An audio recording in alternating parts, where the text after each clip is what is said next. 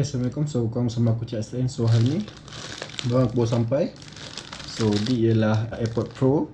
So aku dah order dia last week and then ni baru sampai. So hari ni kita buka dia, kita tengok macam mana dalam dia. So jom.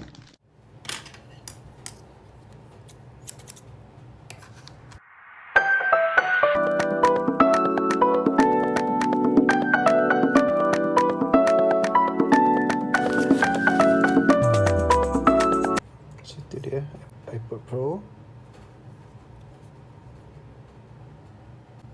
So jom kita buka.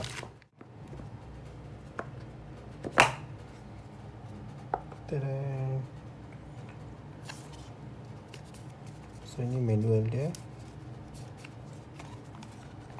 Kami ada manual, letak tepi.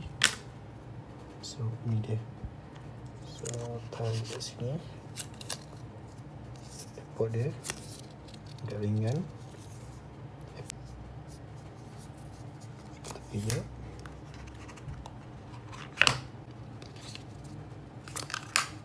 So ni ialah extra bud dia. So ni dia extra punya tempat telinga tu, getah silikon tu. So dia bagi tapi ini saiz lain, besar dan kecil. Ini wire lightning. So wire dia agak menarik sebab dia bagi wire lightning kepada USB Type-C. Lightning kepada USB Type-C.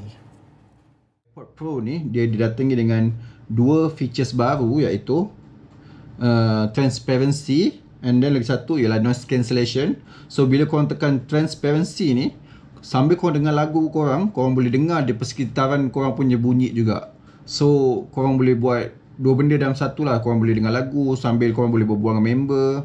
So lagi satu features dia ialah ini, iaitu Noise Cancellation. Noise Cancellation ni bila korang dengar, bila korang aktifkan Noise Cancellation, bila korang dengar lagu, korang takkan dengar apa-apa di sekeliling korang. So every noise korang takkan dengar. So tu pun agak nice juga. So bila korang nak fokus, bila korang boleh aktifkan lah Noise Cancellation ni. Tapi bila korang nak berbual sambil dengar lagu kan, korang boleh tekan Transparency. So dia agak nice sebab dia bagi satu features yang tak ada lagi dekat earphone lain. So aku agak impressed untuk tu. So far daripada music dia agak sedap. And then bass dia pun agak sedap lah, dia punya music dia. So really nice. So bagi aku, untuk harga dia tu, dia agak berbaloi lah untuk korang beli.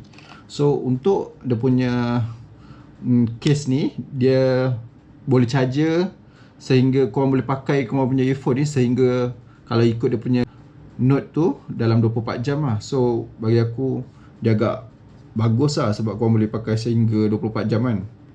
So itulah dia Airpod Pro yang aku baru beli. So apa pandangan korang? So korang boleh tulis dekat komen. So aku rasa itu saja untuk hari ni. Thanks for watching. Assalamualaikum dan bye.